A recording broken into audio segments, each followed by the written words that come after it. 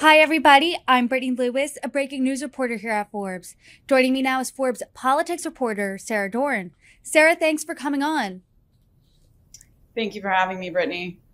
Of course, it is a really busy, historic day right now as we sit here, and we're really sitting in uncharted territory. Donald Trump, the first former president to ever be indicted, announced on Thursday night he was indicted again, this time over his handling of classified documents. What can you tell us? Definitely a history-making day. As you mentioned, this is the second time since Trump announced his third candidacy for the White House that he is facing charges. He announced on Truth Social Thursday, we're talking now on Friday, that he had been indicted, which was widely expected as his lawyers met with the Justice Department on Monday, which is typically a precursor to charges being filed and indicates that the conclusion of the case is near. He was indicted in the Justice Department's long-running probe into his handling of classified documents. We all remember the extraordinary raid at Mar-A-Lago in August, where the Justice Department, seized 11,000 documents, including more than 100 documents with classified markings. And in total, Trump has turned over more than 300 classified documents to the Justice Department since leaving office. And so the charges he's facing are related to his mishandling of those documents. He's reportedly facing 7 counts, a possible violation of the Espionage Act, obstruction, conspiracy charge, and a charge for making false statements as well. This is according to one of his now former lawyers, who was citing the summons that he received that indicated these are the charges that he's facing. We haven't actually seen the charges, as the indictment is still under seal and could potentially not be made public until his appearance in court on Tuesday. Like you said, Trump's now former attorney, Jim Trusty, suggested on CNN on Thursday night that he could be facing an Espionage Act charge. That is what really got my attention the most. How serious is this? And can you explain what that really is? Yes, so the Espionage Act charge relates to willfully mishandling government materials, knowingly mishandling these government materials. And that's really going to be what the Justice Department has to prove here, that Trump knew he was doing something wrong in taking these classified documents to Mar-a-Lago. The highest penalty for at least one of the charges, or two, I'm sorry, is 20 years in prison, a maximum sentence of 20 years in prison and a fine. If Trump is reelected, it gives him a multitude of mechanisms to evade or even erase a potential conviction. So we can talk about that. But yes, Espionage Act charge, very serious violation. But as of now, there's really no indication that that would prevent him from running or even prevent him from serving as president again if he is reelected. CNN reported on tape that Trump knowingly held on to a, quote, highly confidential military document, and he admitted that he did not have the power to declassify it. And this obviously goes against his defense. He said that he declassified all the documents. So how damning is this evidence? Trump has been making this claim for months that he had the power to declassify documents simply by thinking about it. And this has been, widely refuted by experts, by NARA spokespeople themselves, the National Archives and Records Administration, saying that this is not a correct interpretation of the Presidential Records Act, that any records that he possessed the moment that he left office were property of NARA under the Presidential Records Act. So I think that claim, that defense, was not taken seriously even prior to this tape being made public. But it is pretty stunning to hear him just, I mean, we haven't heard it, but according to, the transcript that CNN cited, just cavalierly speaking about this highly confidential military document discussing a possible attack on Iran, and acknowledging that he basically illegally had it in his possession. So the CNN reported that the Justice Department, has gathered that tape as part of their evidence. They have interviewed, top military officials about it. And so we can definitely, expect to hear about that during any possible trial, or even, as the court records are made public. Sara, I'm really interested for your take here. Earlier today, I was talking to Congressman Greg Landsman. He's a moderate Democrat from Ohio.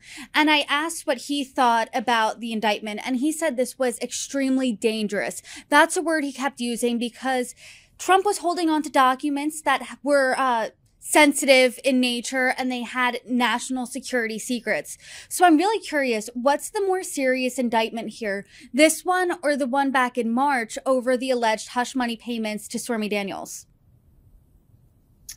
It's just by the nature of it being, a federal offense, I think is absolutely more serious. And my colleague Allison Durkee reported on a number of polls that show that voters believe that Trump's conduct in the federal case is illegal. A higher percentage of voters believe that his conduct in that case is illegal versus his conduct in the Manhattan District Attorney's case. There were a lot of questions about the legalities behind the Manhattan District Attorney's case. There were, skepticism that he would not even be able to bring charges because they were so difficult to prove.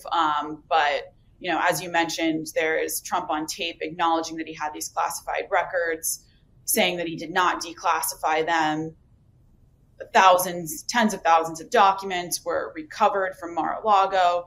It just seems that there has just been a steady trickle of voluminous amounts of evidence that really will come up in the Justice Department's case, and legal experts are saying that they have a fairly strong case here. So a lot of Republicans have come out and said this seems like an unequal application of the law. President Biden, documents were found at President Biden's residence, at his office, and where's his indictment? What are the differences here between the documents found at President Biden's office and residence opposed to these ones? So the documents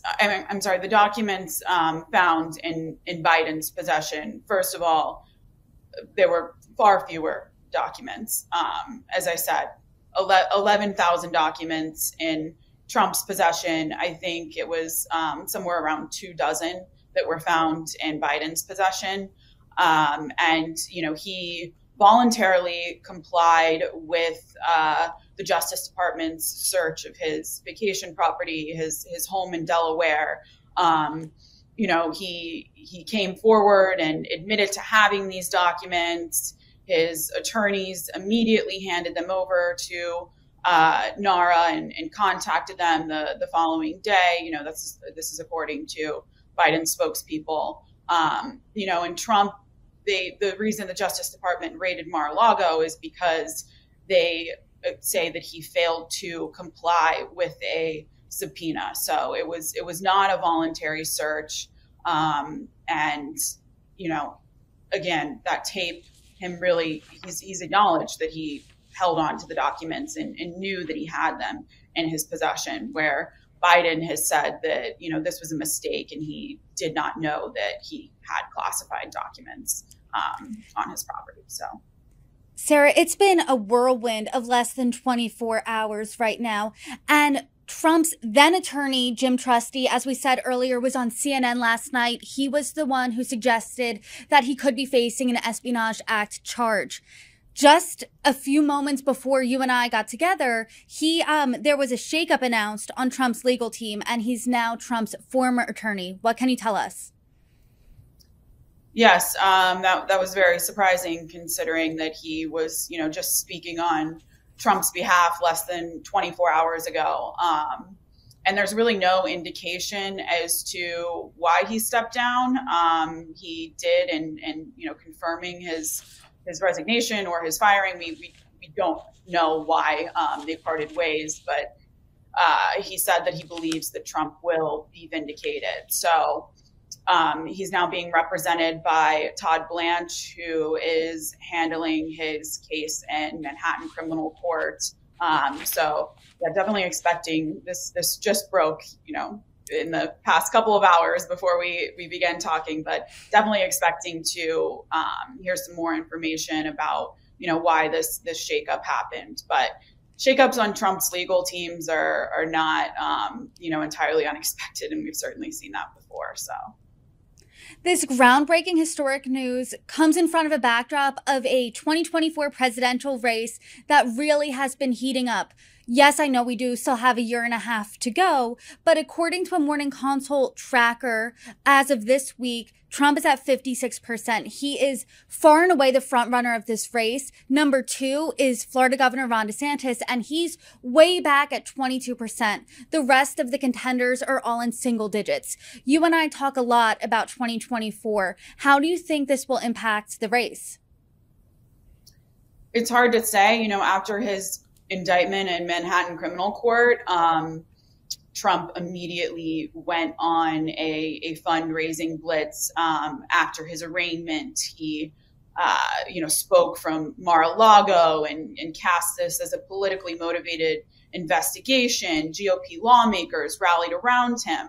I would say that the response from the GOP is not as loud in defending Trump this time. I mean, they are, saying that this is a politically motivated investigation, but we have people like Senator Mitt Romney, who kind of applauded the Justice Department and in their handling of the case, and said that if Trump is, convicted, then his conduct in his handling of classified documents would be equivalent to, how he handled other issues that Romney has taken issue with, withholding defense weapons from Ukraine and his failure to stop the January 6th Capitol insurrection. So I'm sensing, like I said, not as much defense of Trump among the GOP, among lawmakers, but after his indictment in Manhattan criminal court, that's when we really saw his poll numbers surge. And, I can't recall what the fundraising figures were, in the 24 hours or the week following that, but he was able to bring in a lot of money, and he's no doubt going to repeat the same playbook with this indictment. But as I mentioned earlier in our discussion, an Associated Press NORC poll taken recently that my colleague reported on shows that 47% of respondents believe that his conduct in the federal case was illegal, compared to 41% in Manhattan criminal case. So that's still less than half, but it is, it's a slightly larger share. So I'll be really interested I'm sure by the end of next week, we will see some poll figures come out and see that if whether this has changed, voter sentiment. And obviously the indictment, when that is unsealed and we're able to see the evidence that prosecutors are presenting, that will, have an effect on the public sentiment as well. Sara, in our conversation now, in reports that I've read, the big takeaway is the seriousness of this indictment. I mean, he was dealing with highly sensitive information, highly sensitive national information, and that could have had the potential to really be compromised. And I'm curious, what is the likelihood that we could see a former president facing prison time? So it just depends. If he is reelected, the likelihood decreases significantly. That's because any sentence could possibly be held in abeyance, is the legal terminology, which essentially means delayed. And if he is reelected, it gives him, additional mechanisms to, like I said, evade or even erase the charges. He could pardon himself. If the case is still ongoing and he has yet to be convicted or acquitted, then the Justice Department could halt the case. They have a long-running policy of not prosecuting sitting presidents. Now, the Attorney General, the U.S. Attorney General, can decide to continue with an investigation under, quote, extraordinary circumstances.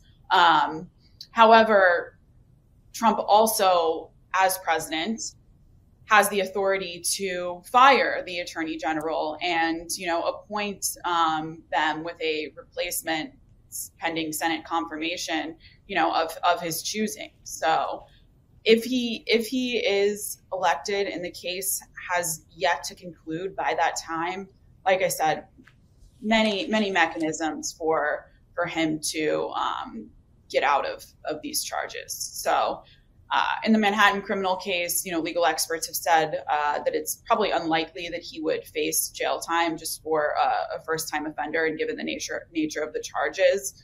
But it will be interesting to see over when the indictment is unsealed, how experts interpret the seriousness of the charges and what his possible sentence could be. But also, as I mentioned, one more thing earlier in our conversation, that the highest penalty for 2 of the 7 charges that he is expected to face is a maximum of 20 years in prison. So.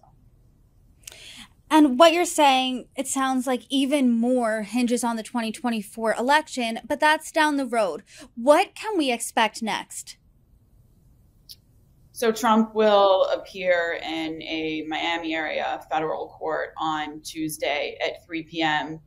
There are calls for the Justice Department or the judge, rather, to unseal the indictment as soon as today. Mike Pence called for that, and there's a lot of chatter that